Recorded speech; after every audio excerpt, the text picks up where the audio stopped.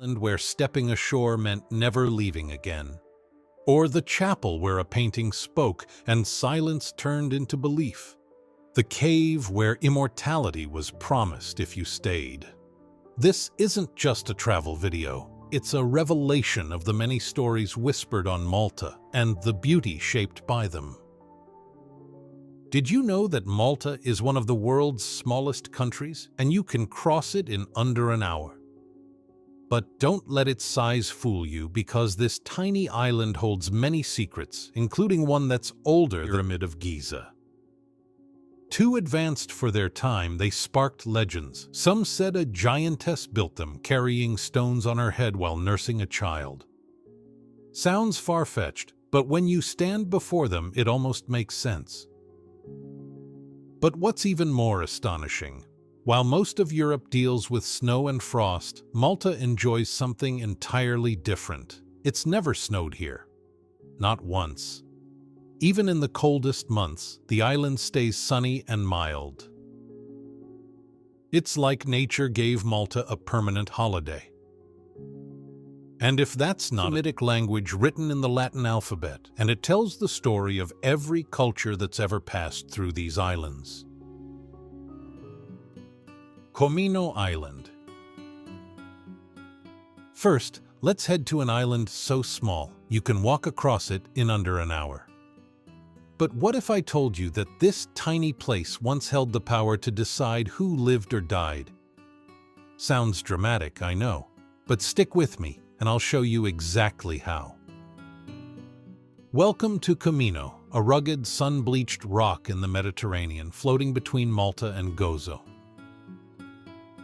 It's just 3.5 square kilometers with no towns, no traffic, and only 2 full-time residents.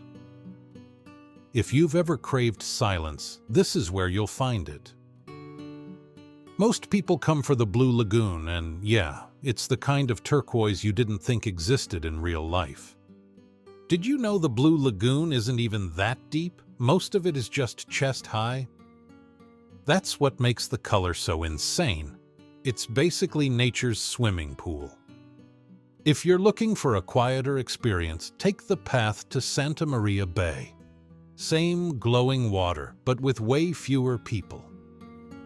Now let me ask you something. Why would a city be called the Silent City? You're probably thinking it's just quiet, maybe a little sleepy. But the real reason? It's not what you think. You'll see what I mean in a moment. Medina is Malta's ancient hilltop capital, frozen in time and wrapped in stone walls that have stood for centuries. Built high in the center of the island, it's been standing for over 4,000 years, shaped by Phoenicians, Romans, Arabs, and Normans. Its streets twist and turn like a maze, perfect for confusing invaders and hiding secrets. Did you know Medina has no modern storefronts or even signs?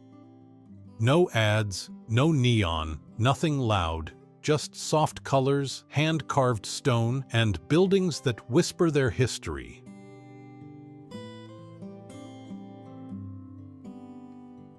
Medina feels different from the moment you step through its gates.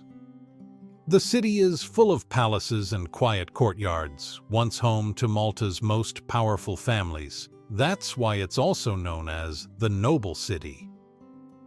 You might recognize it too. Medina has been tradition. Others won't leave shore without them. Beyond the symbolism, life here moves slow. Fishermen mend their nets by hand. Boats sway gently in the harbor.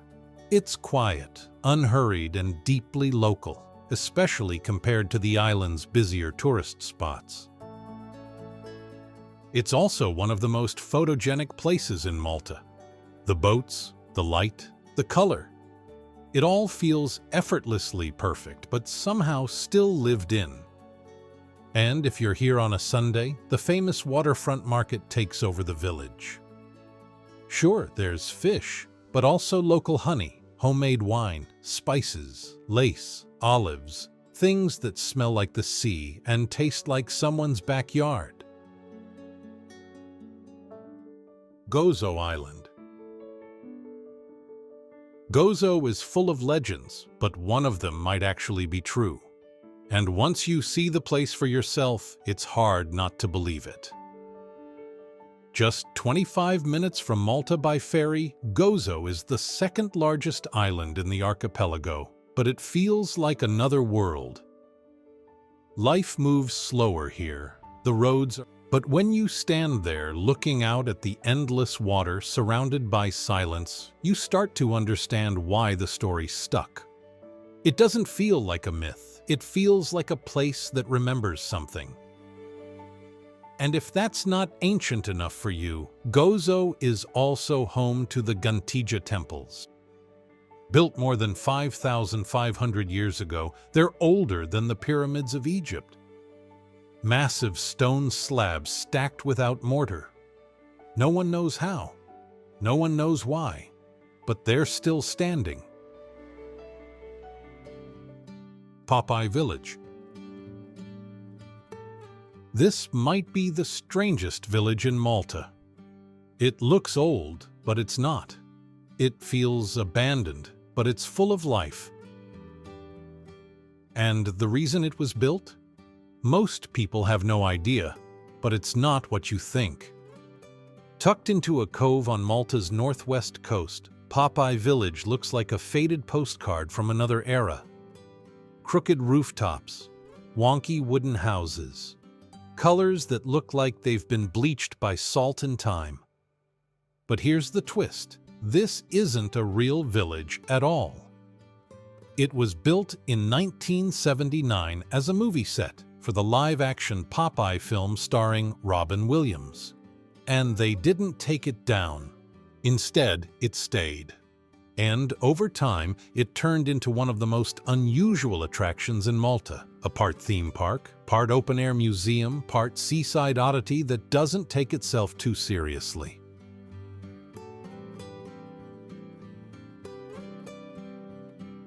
You can walk through the buildings, climb the rickety porches, even watch actors perform songs or dress up like cartoon characters. It's weird. It happens. And that's exactly why people come here. The cliffs nearby feel ancient and untouched. Fishermen launch small boats from the curve of the bay. Locals walk their dogs. The silence here feels almost intentional.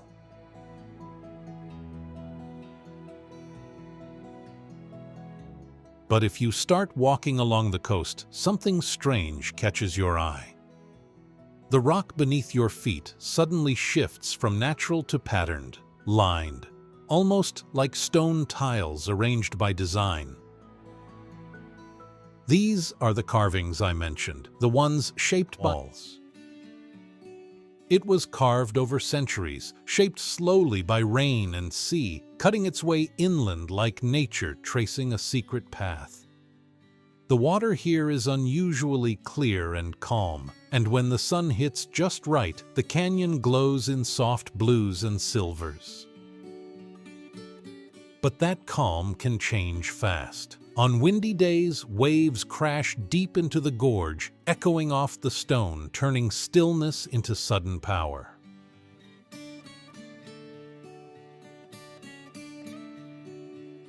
When it's quiet, though, it's a favorite for swimming, snorkeling, and free diving. A place where the world feels muffled. Don't know the reason why yet. Don't worry. You'll understand soon enough. From a distance, Valletta glows with color and elegance. Bright balconies, golden limestone, narrow streets that feel made for wandering. But beneath that charm is a city with a very different purpose.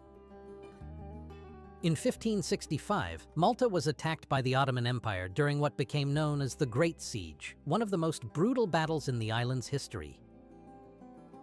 The Knights of St. John defended Malta and won, but just barely. And they knew one thing for sure: if the Ottomans came back, they wouldn't survive without a proper stronghold. So the very next year, in 1566, they began building Valletta from the ground up as a fortified city designed to repel future invasions. Everything about its layout was strategic. A grid street plan, unusual for the time, was used to allow soldiers and air to move quickly and to expose invaders to fire. Massive walls, bastions, and forts.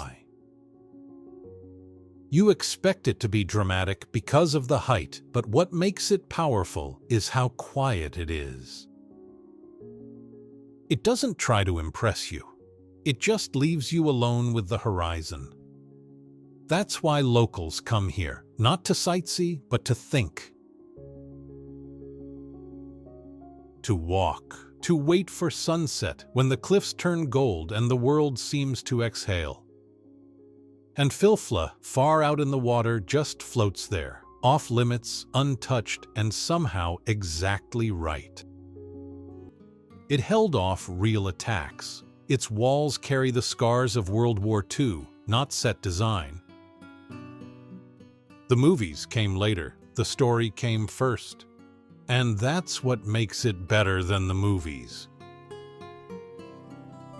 Bourguiba.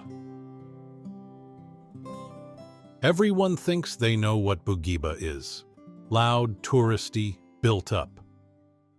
But there's something here most people overlook, and once you spot it, the whole place feels different.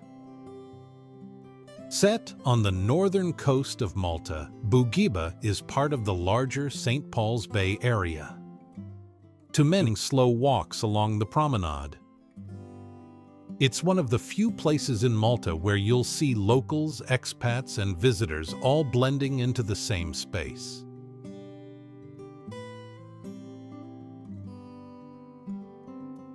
And while it doesn't have a sandy beach, the rocky shoreline has been adapted into something better suited to Bourguiba's vibe. Sunbathing platforms, ladders into the sea, and flat stone edges made for stretching out in the sun.